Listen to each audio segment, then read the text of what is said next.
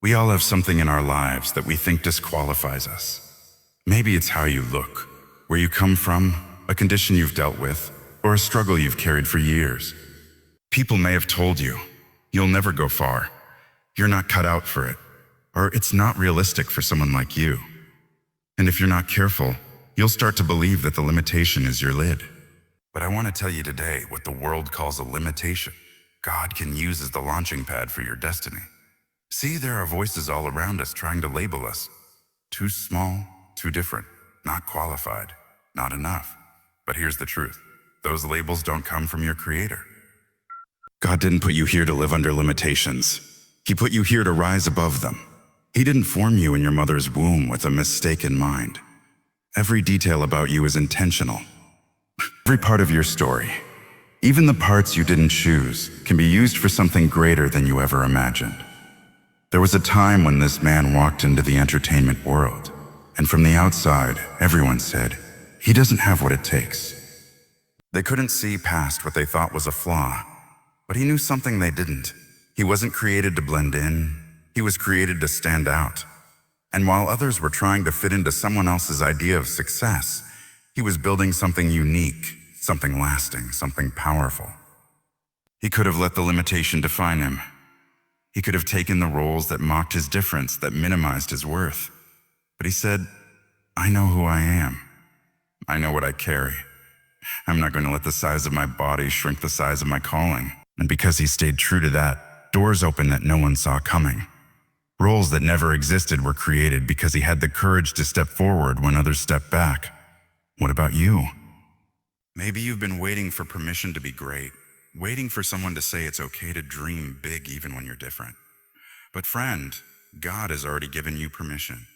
In fact, he's been waiting for you to stop seeing your difference as a limitation and start seeing it as divine design. Divine design. You are not a mistake. You're not here by accident. The very thing others overlook is often the thing God will use to get you noticed. You may feel overlooked right now. You may have been passed over, pushed aside, counted out, but that doesn't change your destiny. People don't get to decide your worth. The one who made you already called you chosen, already called you enough, already called you equipped.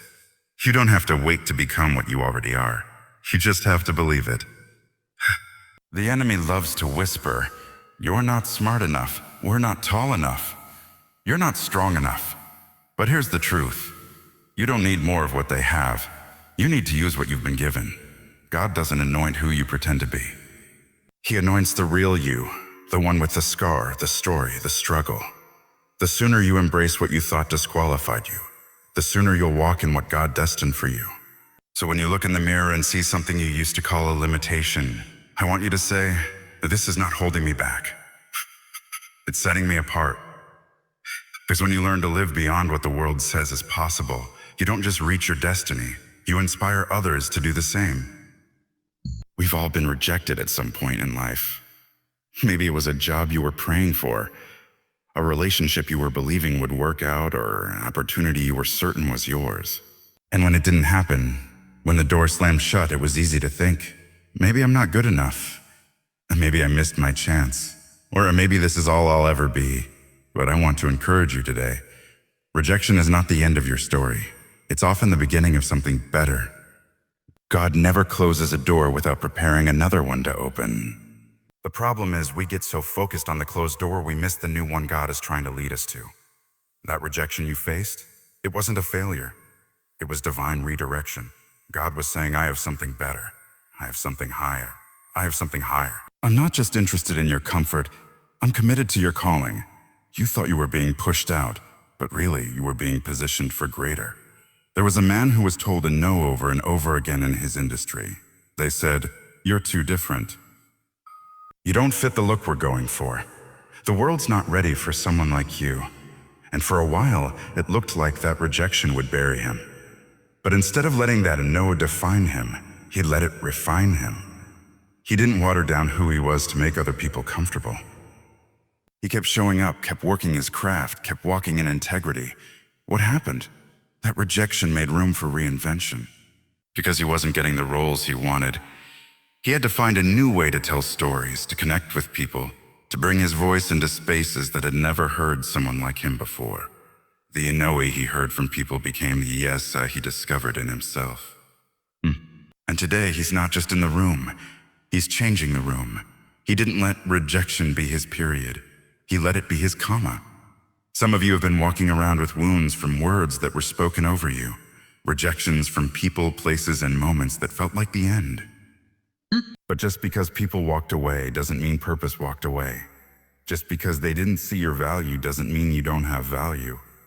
People are not your source. Their approval didn't get you here, and their rejection can't stop you from going where God has destined you to be. Sometimes God will allow rejection to protect you. That door you begged him to open may have looked good on the outside, but it was filled with compromise, discouragement, or distraction. God knew that if you got what you wanted, it would have kept you from what you needed. He's not trying to punish you, he's trying to promote you, but you have to trust him in the process. He sees the big picture when all we see is the pain.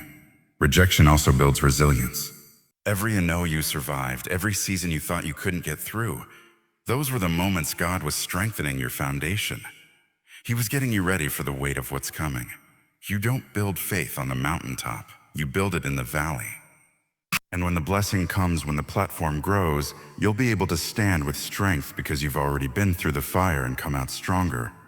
So the next time you face rejection, don't see it as a dead end, see it as divine redirection. Say, God, I don't understand it, but I trust you. I believe you're still guiding me, still opening doors, still working all things together for my good. Because the setback was never meant to stop you. It was meant to set you up for something only God could do. In today's world, people get so caught up in appearances, how things look on the outside. We celebrate talent, charisma, popularity, but I want to remind you God isn't looking at how you're cast. He's looking at how you carry yourself. The world may promote based on looks, on fame, on what people see in the spotlight, but God promotes based on character. When you walk in integrity, when you do the right thing even when no one's watching, you are building a foundation that no storm can shake. You see, casting is all about the role you're given. But character is about the role you play when no one gives you a script. You may not have the biggest part right now. You may feel overlooked, underused, underappreciated. There's a man who entered the industry and wasn't given the glamorous roles. He wasn't cast in the lead. He wasn't handed the dream part. They wanted him to play jokes, to be the side note, to stay small. But he said, if I have to compromise who I am to get the part, I'll walk away. That's character. That's choosing purpose over popularity. He knew that short-term attention would never be worth long-term regret. And because he stayed faithful in the quiet seasons, because he kept showing up with humility, with strength, with class, God did something incredible. Eventually, roles came that honored his talent and his character. He didn't just act, he inspired. He didn't just succeed, he elevated the standard for everyone coming behind him. What the world tried to limit, God used to lead. People may try to cast you into a certain image. They'll say, this is the kind of person you are. This is all you can do. Stay in your lane. But you don't have to accept every script you're handed. You can say, that's not who I am. I'm called to something higher. I'm not going to play a character. I'm going to live out my character. When you know who you are in God, you don't have to chase validation. You walk with quiet confidence, knowing your time is coming. What's more important than being cast in the right role is being the right person in every role. The world may try to convince you to shrink, to play small, to dim your light just to fit into someone else's box. But God didn't call you to blend in. He called you to stand out. He called you to rise. You weren't made to fit in every room. You were made to change some rooms. And you can't do that by settling. You do it by believing, even when it's uncomfortable, even when it's lonely, that what's ahead is worth more than what you're walking away from. You might be in a season right now where settling would be easier. Maybe it's a relationship that doesn't honor you, a job that drains you, or a lifestyle that keeps you stuck. And the enemy whispers, you should be thankful for this. You don't deserve more. This is as good as it gets. But that's not the voice of God. God's voice says, I've got plans to prosper you. I've got better in store. If you'll trust me, I'll take you places you've never dreamed of. Settling is often rooted in fear of missing out, fear of starting over, fear that nothing better will come along. But faith says, B may not see it yet, but I believe it's on the way. Faith stands firm when pressure comes. Faith walks away from the wrong thing even when the right thing hasn't arrived yet. And when you do that, heaven takes notice. God begins to shift things in your favor, aligning doors, people, and opportunities that honor the greatness He placed inside you.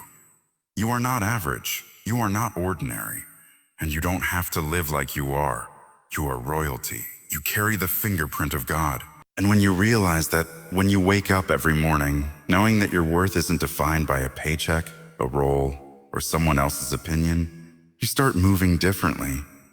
You start choosing what aligns with your purpose instead of what appeals to your pressure. So don't settle. Don't give in to the temptation to take what's quick when God is preparing what's right.